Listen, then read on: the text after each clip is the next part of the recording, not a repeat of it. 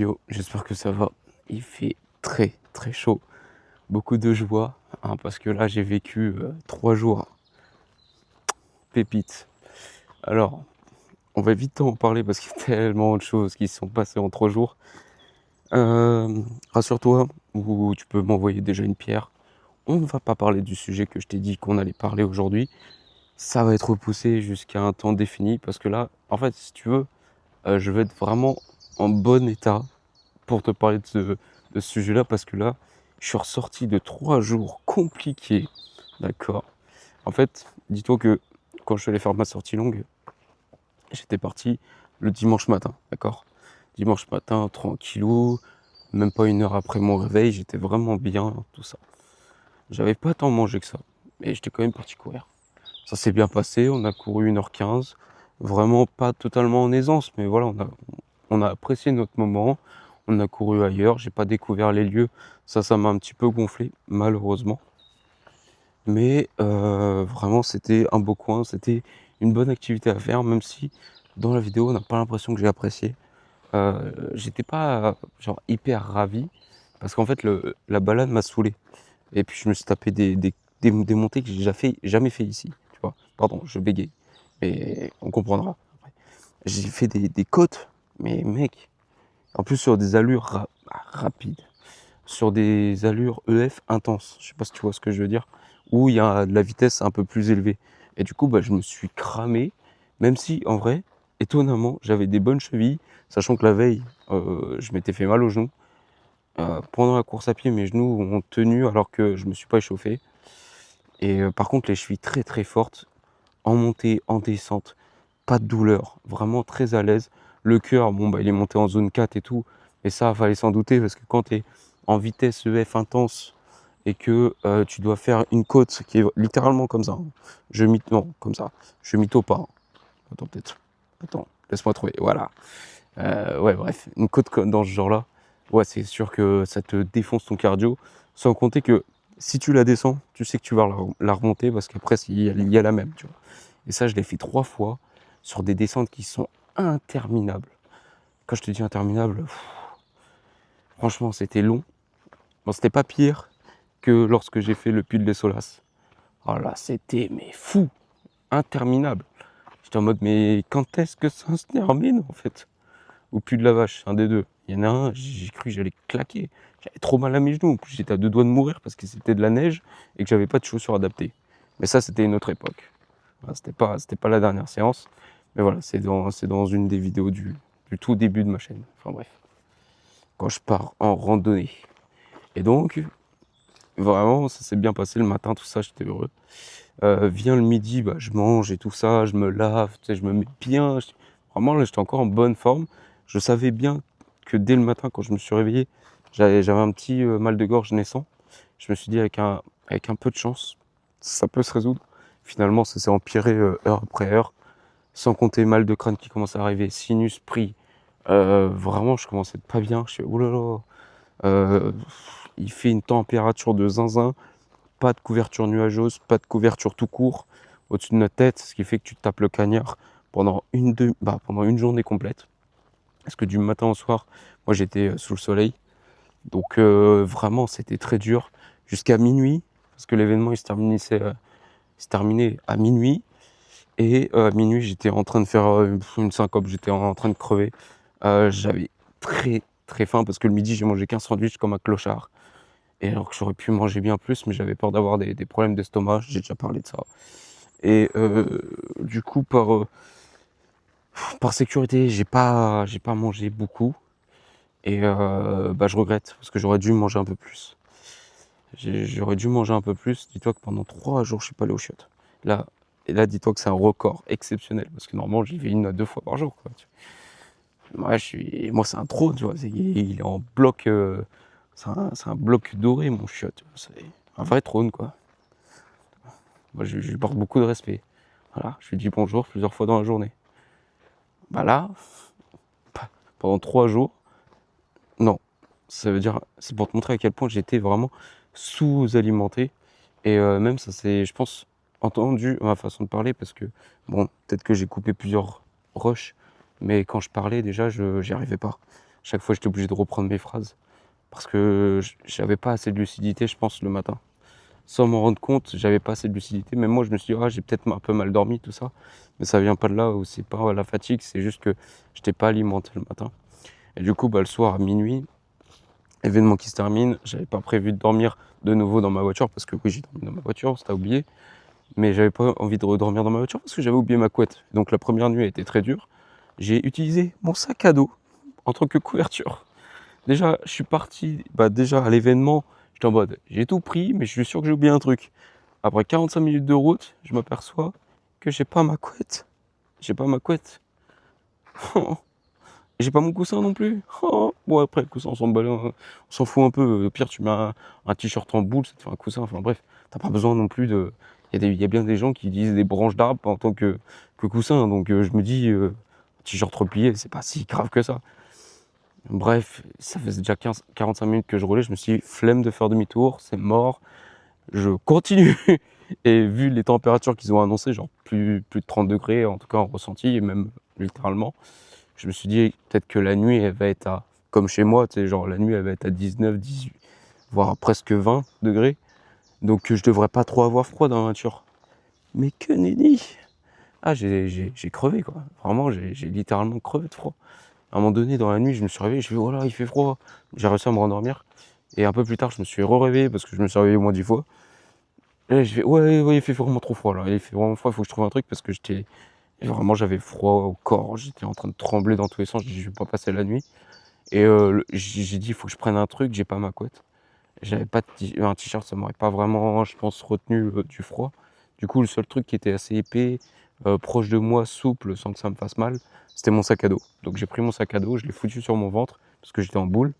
Et là, mec, oh le bonheur. Oh le bonheur, même un sac à dos. Tu sais, le fameux mème où tu sais, tu vas chez ton pote et il te dit tiens, tiens, si tu veux dormir chez moi, et genre t'as tout le temps une table, t'as un pneu, genre vraiment des conneries. C'est juste de l'absurde. Bah, moi, c'était ça cette nuit. Genre vraiment, mon coussin, c'était un pull où j'ai mis dedans un bloc de mousse. Je me demande pas pourquoi j'ai un bloc de mousse. J'ai un bloc de mousse, je l'ai plié en deux. J'ai mis ça dans mon pull. Mon pull, j'ai fait un nœud. Je me suis fait un coussin très très dur, mais un coussin. Et pour la couette, j'ai utilisé mon vieux sac à dos posé sur le ventre, et ce qui faisait que ça faisait une couche chaude. Tu sais, où en gros, tu retiens un peu de chaleur. Et donc, j'étais vraiment trop trop bien. Ah, vraiment, j'ai passé une belle nuit, et au réveil, quand j'ai eu le soleil qui commence à taper un peu comme là, mec, dans la voiture, c'est la meilleure de toutes les sensations.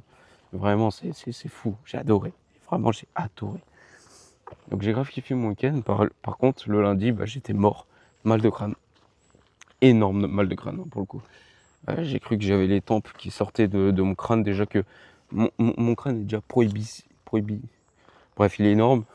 Là, avec les tempes, j'ai cru qu'ils allaient péter mon crâne. Ça, j'ai eu le sinus pris. J'ai eu très mal à la gorge. J'avais plus de force. Littéralement, quand je me suis levé, je savais même plus marcher. Vraiment, je marchais comme ça. C'était vraiment un effort de déplacer sa jambe. Et donc il y a ça. J'étais un peu déshydraté un tout petit peu. Et j'ai pris surtout une insolation parce que j'ai le crâne qui est tout rouge. Là, ça s'est vachement calmé, mais j'avais le crâne qui était rouge. Pas que j'ai pas pris de crème solaire, j'en ai mis, d'accord. Mais je pense que j'aurais dû remettre une deuxième couche parce que déjà j'ai pris une indice 50, une crème de merde. Putain, une crème de merde. Pourtant c'est une marque, mais une crème de merde. Je l'ai mis sur mon crâne. Toute grasse, frère. Dès que je prenais le téléphone, c'était.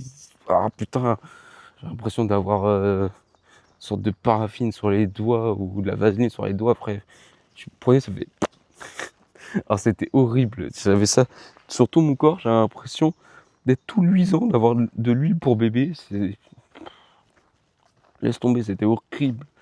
Et on dirait que je faisais une compétition de muscu. Il fallait que je sois luisant de muscles pour avoir toutes les formes.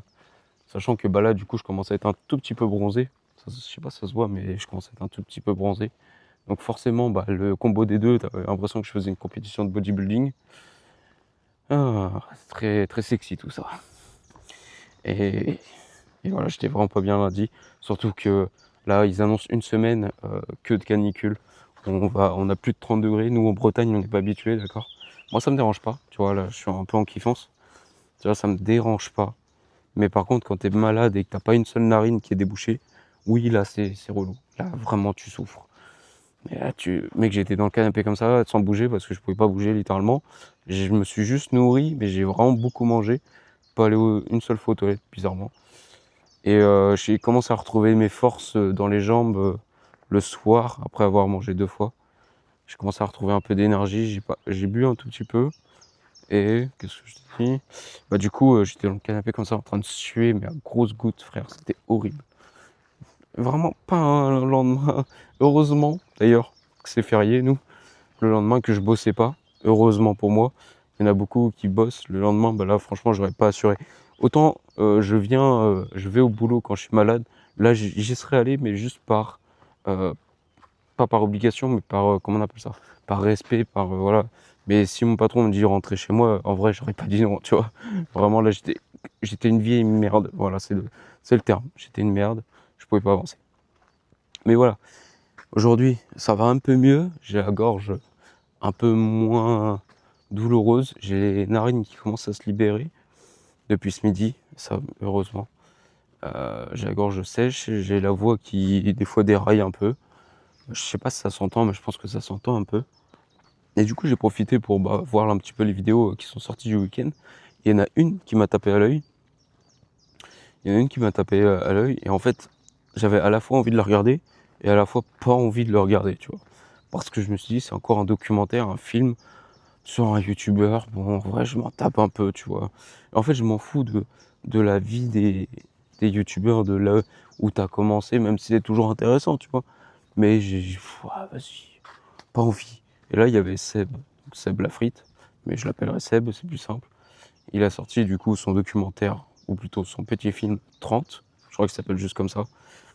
Et vraiment, en fait, vu que c'est sur sa vie, j'avais pas forcément envie tu sais, qu'il se mette trop en lumière, tout ça. Et de l'autre, je me suis posé la question, vu qu'il parle des 30 ans auxquels il arrive, ne serait-ce pas la fameuse normalement, c'est la crise des quarantaines, mais là, c'est la crise des trentaines.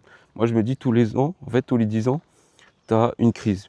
Pour moi, la crise des 20 ans, c'est un peu, tu te crois adulte, et du coup, parce que juste à 20 ans, tu dis, c'est pas 18, c'est 20, je suis jeune, tu vois. Je suis adulte, alors que t'es pas adulte, t'es encore immature, tu sors à peine de l'école. Techniquement, t'as pas vu la vie, tu connais pas grand-chose. Et après, c'est moi qui le vois comme ça, hein. Après, peut-être que je me trompe. Et du coup, t'es vachement fêtard, tu profites de la vie encore. Parce qu'en fait, entre 18 et 20, pour moi, c'est un peu... 18 et 21, je dirais. C'est vraiment les années où ça part un peu en vrille. Moi, ça n'a pas été trop mon cas, personnellement. J'ai jamais été comme ça. J'ai fait un peu la fête, voilà. Mais pas plus que ça. On va dire que je le faisais une fois par an. Donc, waouh, exceptionnel. Exceptionnel. Maintenant, j'en fais plus du tout. Mais voilà, je pense, vingtaine, c'est un peu, voilà, tu te dis, ouais, je suis un adulte, il faut que je prenne des responsabilités, mais tu pars un peu en vrille. 30 ans, par contre, c'est là où, justement, tu as la grosse remise en question sur toi-même, sur ce qui s'est passé pendant 10 ans et ce que tu veux devenir. En fait, c'est un peu je trouve que les 30 ans, certes, c'est qu'un tiers de ta vie, bref, quand tu es en bonne santé. Sinon, non, c'est presque la moitié de ta vie. C'est souvent le point, personnellement, où je me dis, c'est le point de pivot, c'est le moment où tu réalises qui t'as envie de devenir, qui t'as envie ouais, qu'est-ce que tu as envie de faire dans la vie et qu'est-ce que tu as déjà fait, en fait, qu'est-ce que tu as déjà accompli. Et en fait, moi, je me suis toujours vu à 20 ans, dire à 30 ans, normalement, j'espère avoir fait ça, tu vois. J'espère avoir accompli ça, tu vois, parce que c'est des grosses étapes de vie. Quand tu arrives à 30 ans, normalement, bah moi, dans ma tête, je suis en mode, tu dois te caser. Tu dois déjà être avec une femme ou un homme, bref, un partenaire, on s'en fout. Une personne en plus dans ta vie, auquel tu as déjà commencé à réfléchir, à avoir des enfants, parce que ça fait quelques années que tu es en couple avec, voilà. Et que ensuite tu commences à déjà trouver des petits apparts sympas. Normalement, tu as déjà limite casé ton appart, tu vois, puis voilà, tu réfléchis à des gosses parce que c'est à peu près l'âge où tu es encore jeune, tu peux t'en occuper. Tu sais que quand il aura 18 ans, tu en auras toi 48. Donc, normalement, à 50 ans, t'en as plus rien à péter. Ton gosse, il faut qu'il soit dégagé, tu vois. C'est un peu comme ça que je le vois. Mais vu comment la tournure déjà des événements, pour mon cas, s'est passée, bah déjà tu peux oublier tout ça. Euh, voilà. Et du coup, le documentaire parle justement des 30 ans. Voilà, des 30 ans, la fameuse crise existentielle des 30 ans. Celle où tu te remets en question, tes nouveaux objectifs, ta nouvelle vie, etc. Sans parler des 40, parce que, en fait, si tu vois, 40 ans, j'ai pas envie d'en parler trop, parce que je sais pas si ma vision que j'ai aujourd'hui est la bonne. Moi, je dirais qu'à 40 ans, quand tu fais ta crise des quarantaines, c'est vraiment, pour moi, l'âge où tu te dis: «Est-ce que je continue à m'efforcer de vivre comme à mes 30 ans ou est-ce que j'abandonne?» tu vois? Est-ce que je continue le rêve malgré, que ça s'est pas abouti en 10 ans? Ou est-ce que j'abandonne? Pour moi, c'est un peu ce truc-là où il y a ou peut-être le côté lâcher prise. Littéralement, tu te dis: «Ouais, c'est bon, j'ai pas réussi, j'ai mon métier, basta. Qu'il soit bon ou mauvais, voilà, j'ai mon métier, je m'en fous». Je sais pas, j'y suis pas encore, je pourrais pas te dire. Peut-être que je le verrai jamais, je sais pas, tu vois? On sait pas.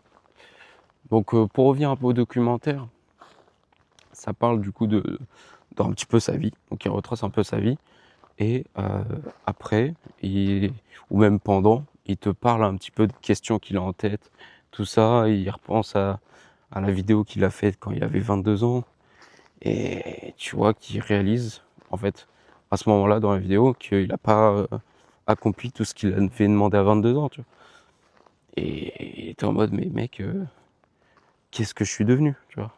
Et franchement, je t'invite vraiment à aller le voir, parce que le documentaire, parce que moi, vraiment, j'avais pas forcément envie de le voir. Parce que même si je me disais que ça parlerait de ça, j'avais pas envie de l'entendre.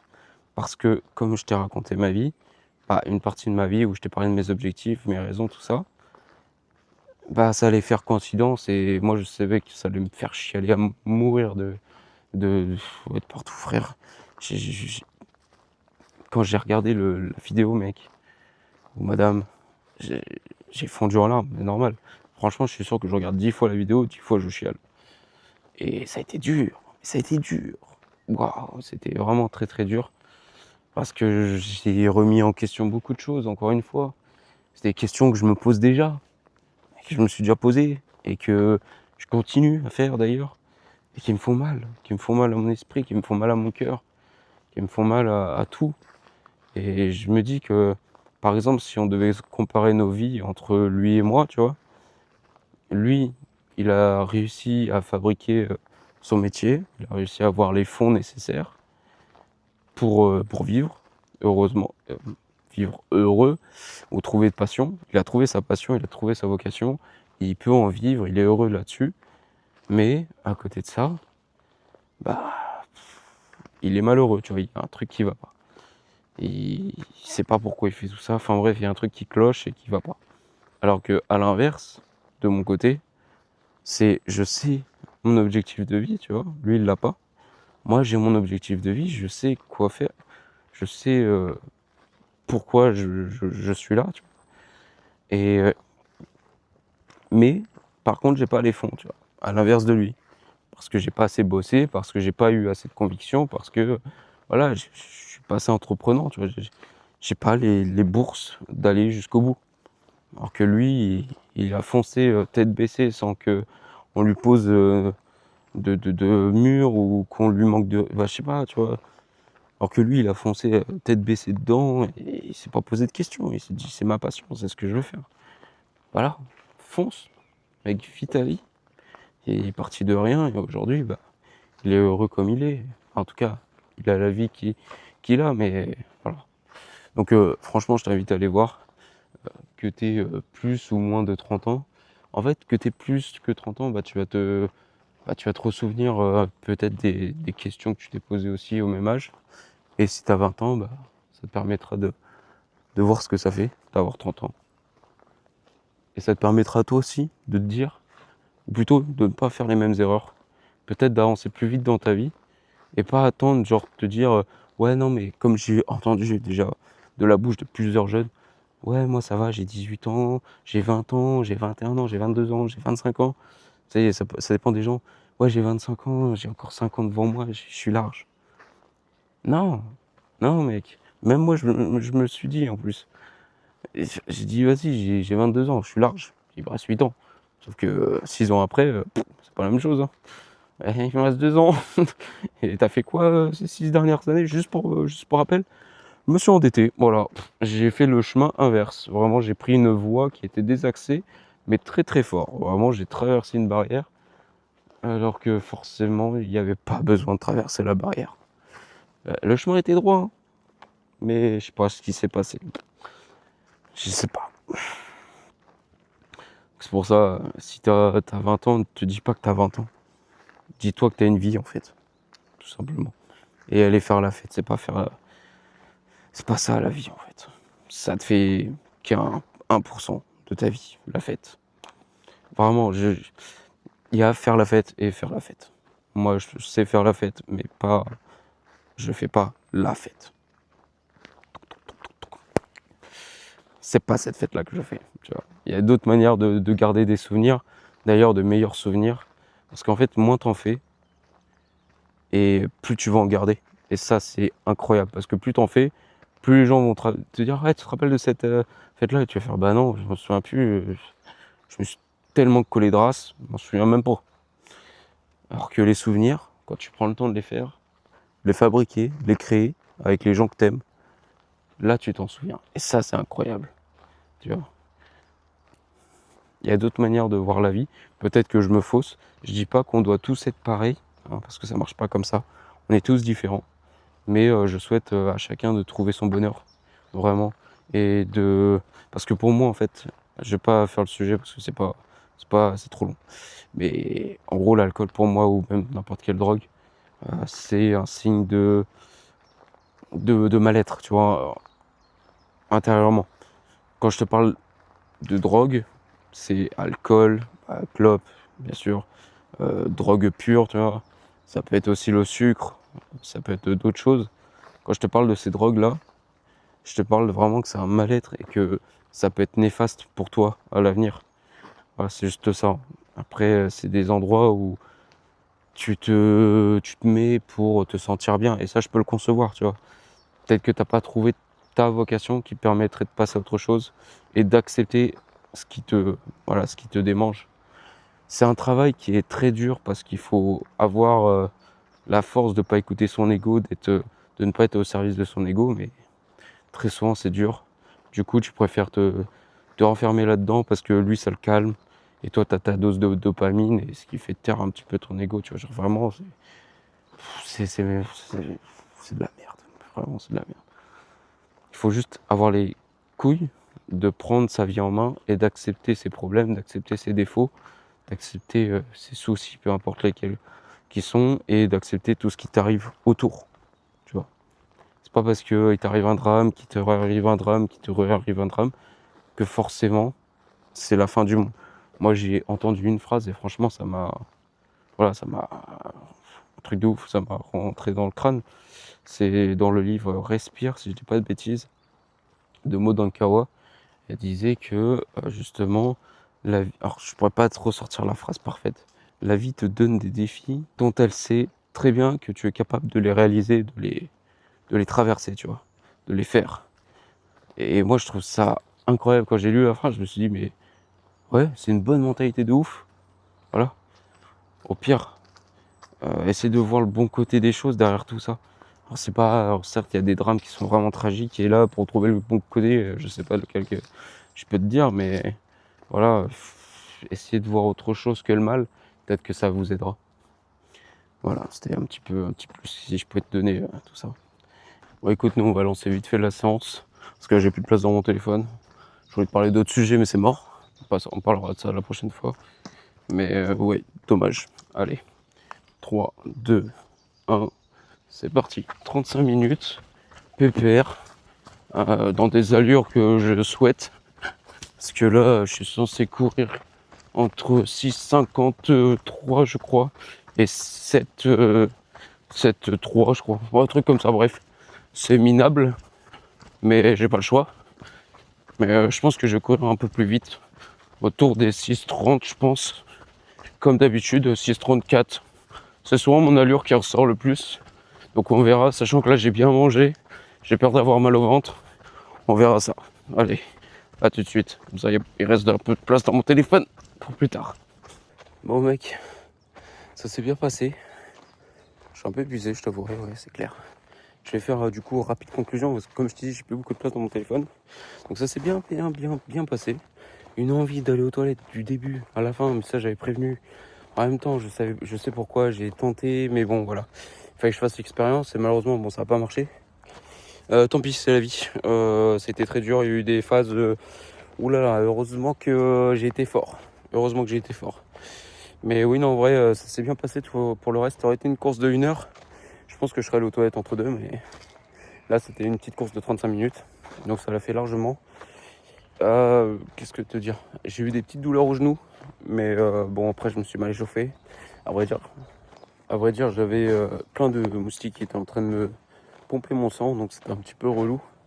Donc j'ai pas pu m'arrêter. Et au moment où ouais, j'ai commencé à filmer, je me suis dit, bah, putain, je suis con, j'ai oublié d'une pisser, de deux faire mon échauffement. Et en fait, bah, je suis parti trop vite.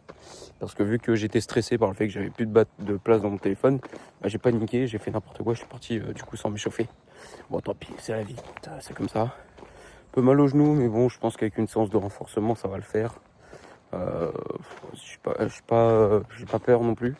Aussi, j'ai passé 3 nuits de merde, donc forcément, ça aide pas à rétablir son corps, sachant que le dimanche, on avait quand même fait 30 000 pas. Voilà, c'est bien de calmer le jeu.